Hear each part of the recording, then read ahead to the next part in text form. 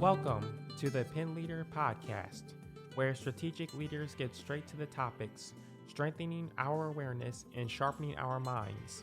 The PinLeader podcast is produced by Roar, a production division of Mays & Associates Ltd. Find out more at www.maysassociatesltd.com. Now here is your award-winning host, Dr. Shanda Gore. Welcome back, everyone, to the PinLeader podcast. I'm excited today to talk about working skills for life, and I have a great guest with me who has spent a large portion of her life working in the betterment of workforce development, and her name is Stephanie Boutte, and she is the president of Houston's Training and Education Center, which started in 1998. She develops high-demand training programs to cater to distressed communities or underestimated communities, as she says. In addition to being president of H-Tech, she's the founder of the H-Tech Accreditation and Compliance Consultants, and she has more than 26 years of experience in vocational training. She has gained national recognition by helping communities become self-sufficient through high-demand training programs and employment. Her popularity, I love this, increased after developing training programs for students to avoid debt caused by student loans. And everybody knows that's a challenge. Ternion Training and Education Center, there's one now in Toledo, Ohio, but she actually is involved and has owned schools, owns a school, but also helps set up schools around the United States. She's a graduate of Northwestern State University, and she's really focused with her experience on startup career schools, curriculum development, writing policy, and procedures for programs for all across the United States. Volunteering her time to assist with GED adult literacy programs and after-school readings are personal goals she actually continues to reach for. So without further ado, welcome, Stephanie. Thank you. I'm excited to have you on here to really talk about some subject areas with concerning workforce. And there's a number of leaders who own companies who are out here who are struggling with finding workforce or finding individuals who have the skill set to carry on work within their companies. And so there's this with COVID, and there's a work shortage, and then there was now a workforce shortage. What are you doing to counter that, and how do your schools play a factor in that? Well, one of the things that I focus on is self-sufficiency. So if they are in an industry and they're offering positions or careers that's helping people become self-sufficient, and when I say self-sufficient, I mean people that don't have to rely on food stamps, the food bank, 2-3 jobs to just make ends meet.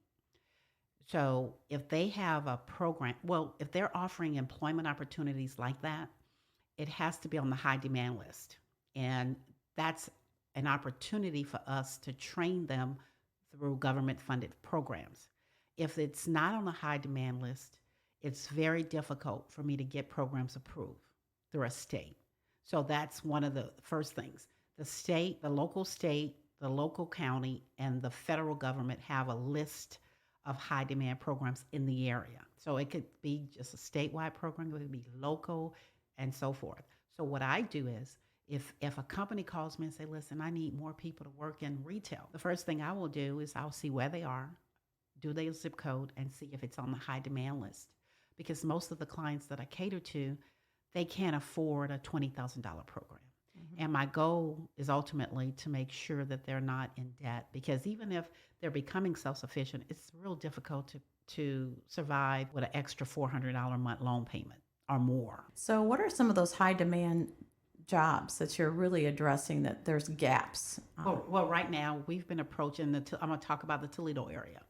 In the Toledo area, medical and construction is really, really big. So all of the unions have reached out to me, and they want to partner with us to do a feeder for their unions, for their construction trades. We got HVAC, got fiber optics, and so forth. So the construction trades are really, really popular. The other area is fiber optics. So all the telecommunication companies in the area we work with them. Mm-hmm. So that's a high demand job. And when I say a high demand job, there's I'd say Buckeye will probably hire everybody coming out of a class and start them with a minimum of $22, $23 an hour. And if you're 17, 18 years old with a high school diploma or a GED, that's pretty good. Now, again, that's one area of the country, and because this podcast is all over, can you give some examples of what it might look like in other cities? Houston. Let's go to Houston. Houston, okay. Surgical tech, medical. Ah. So we used to do medical and phlebotomy in Houston, but it's now saturated. And so we had to think of other ways to help people become self-sufficient. And surgical tech was another booming demand program in Houston. So now we're doing surgical tech. We make sure that the jobs are there and the pay is there. Those are the two things I do first.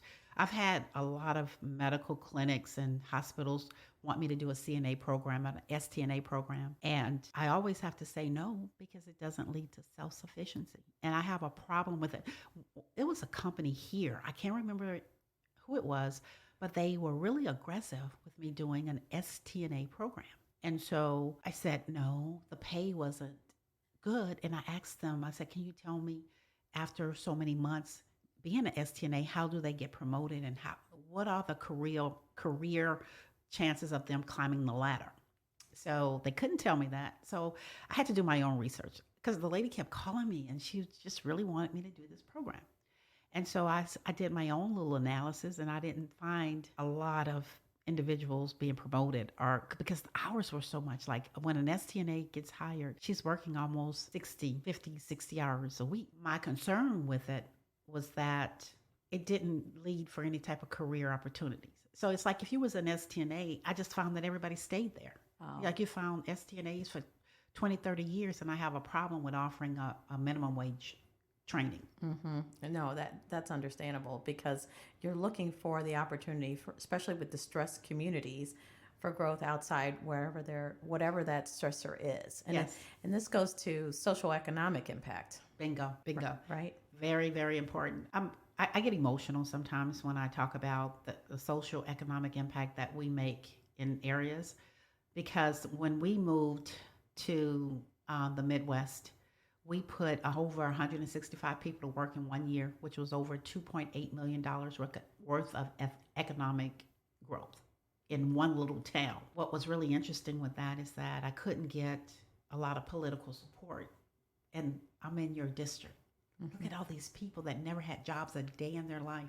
I've shown research and the status of the students coming from 4 generations of poverty.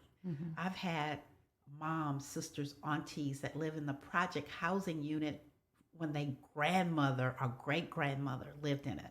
I've seen youth that was having babies at 12 and 13, kids now turning 18 and their parents only 12, 13 years older.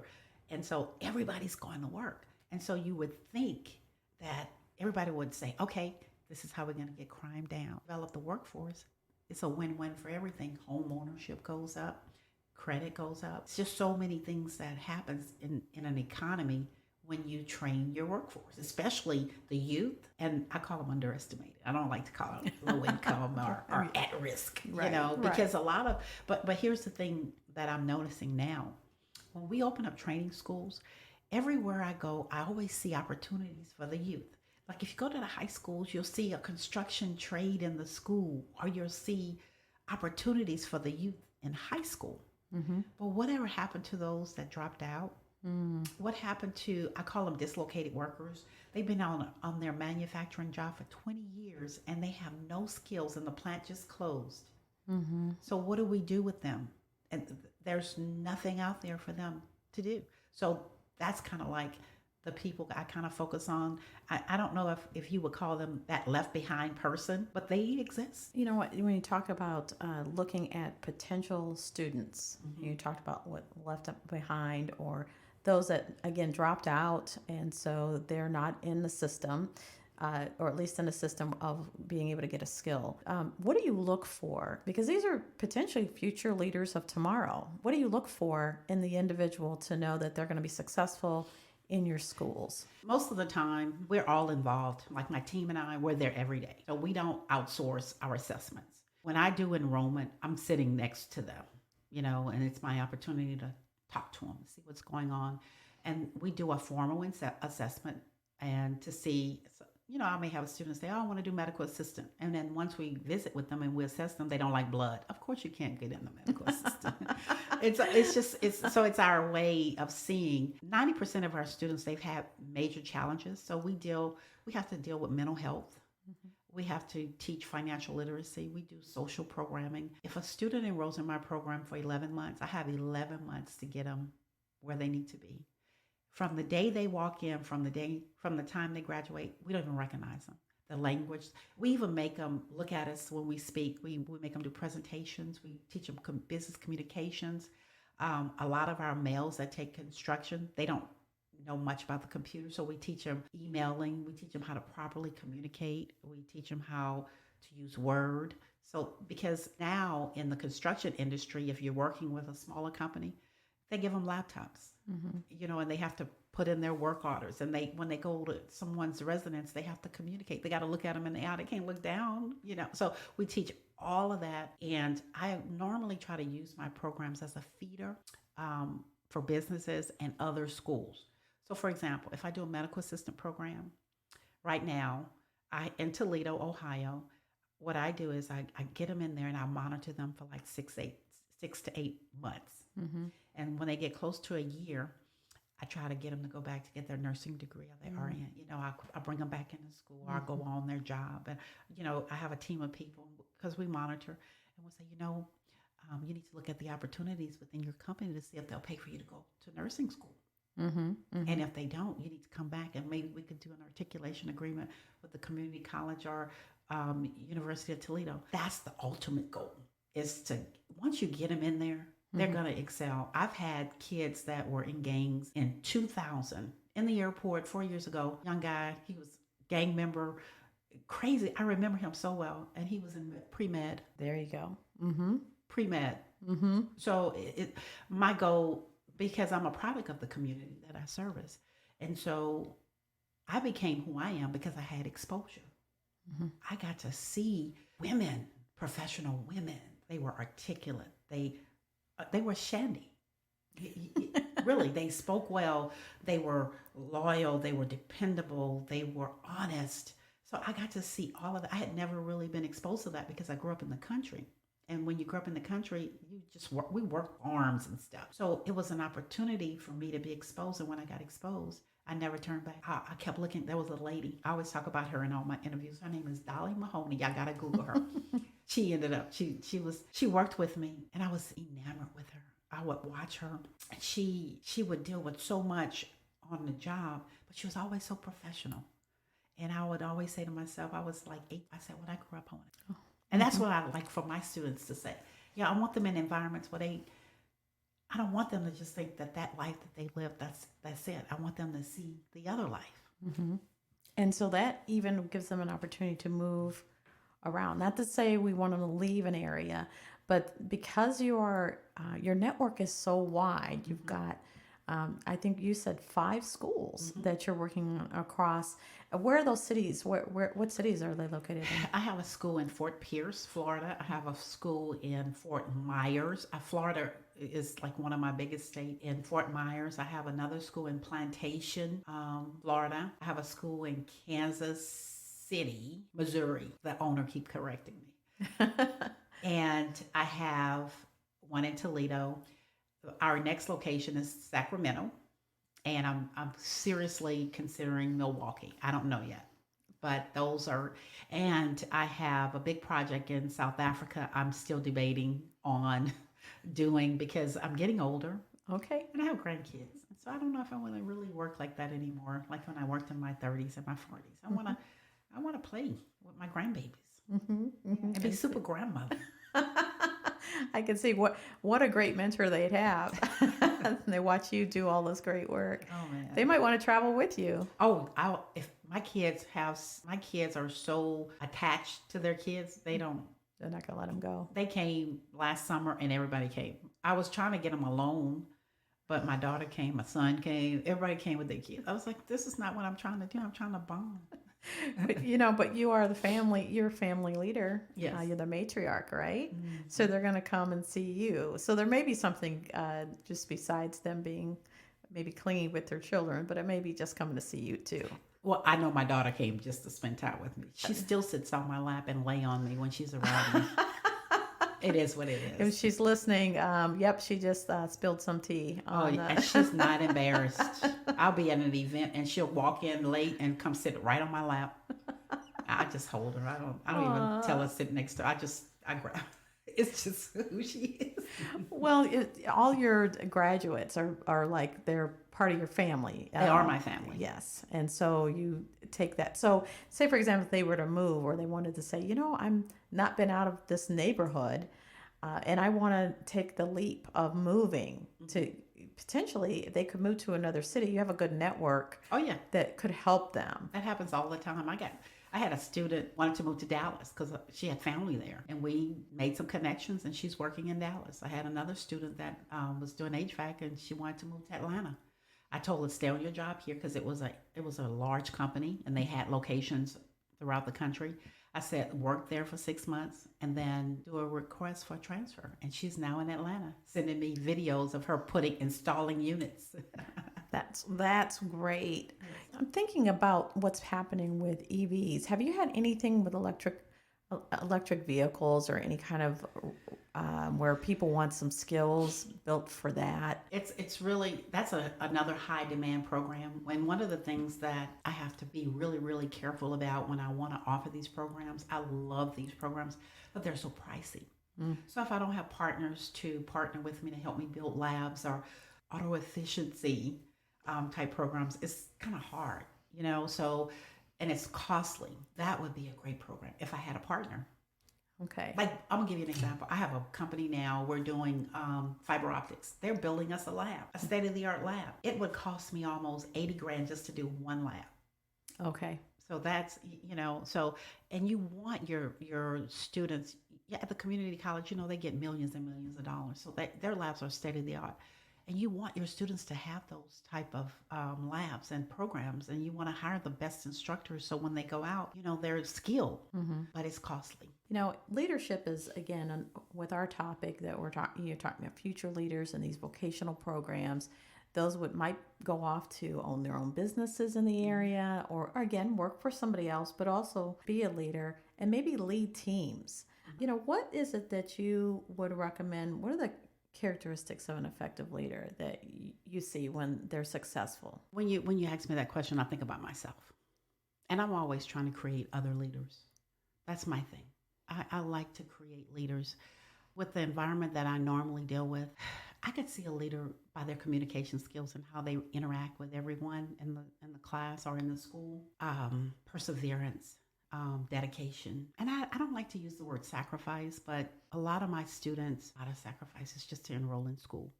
And so for me to see them do that, if you have 4 kids and you're only 28 years old and you're coming to school 20 hours a week, come on, that's you're doing it. Mm-hmm. Yeah. So I would say those are the traits that I look for.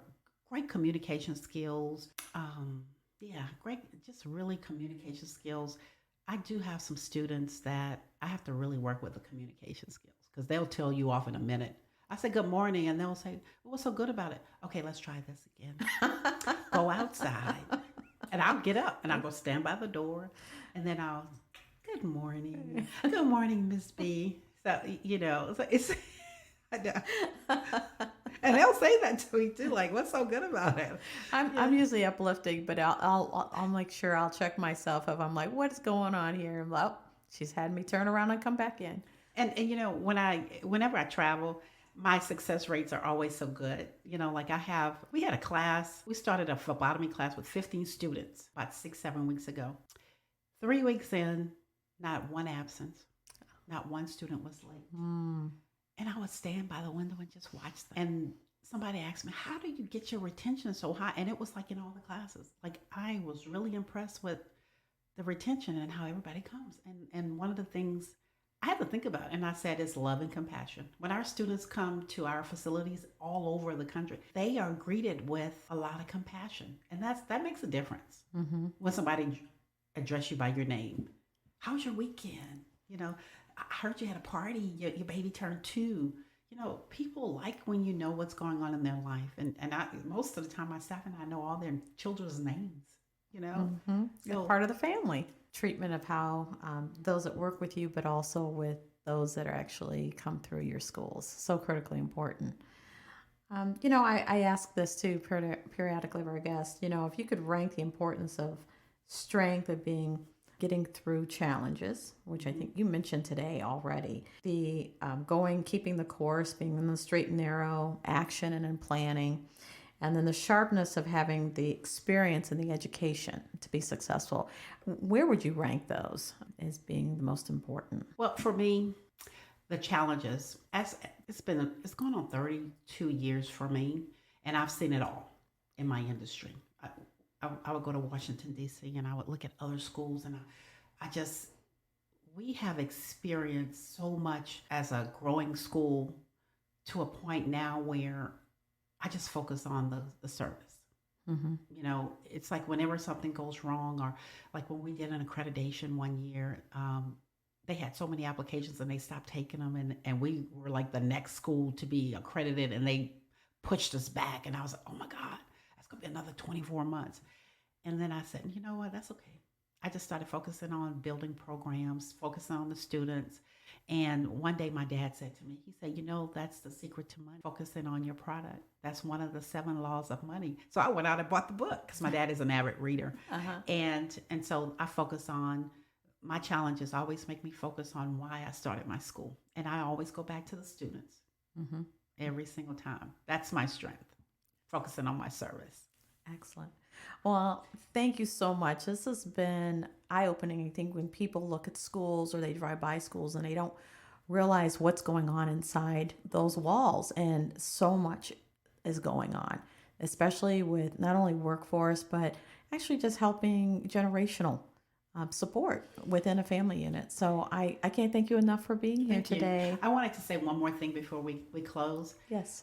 One of the personal goals that I've been doing with all of my schools now, and some of them don't want to walk on that path, but most of them do, is that I'm really focused on no debt. Because of the population and the type of clients we deal with. If they could come out without student loans and not having to come out with low credit scores, they're already winning. And so that's my goal. No debt. That's why we do what we do. That's a whole other show with financial advising, making that debt. Good debt versus bad debt and having no debt. Yes. So. Yes. All right. Well, thank you so much. Thank you I appreciate again for having that. me. Thank you. So as always, we appreciate the listeners tuning in to PinLeader Podcast. Don't forget to subscribe. This is such a great topic area.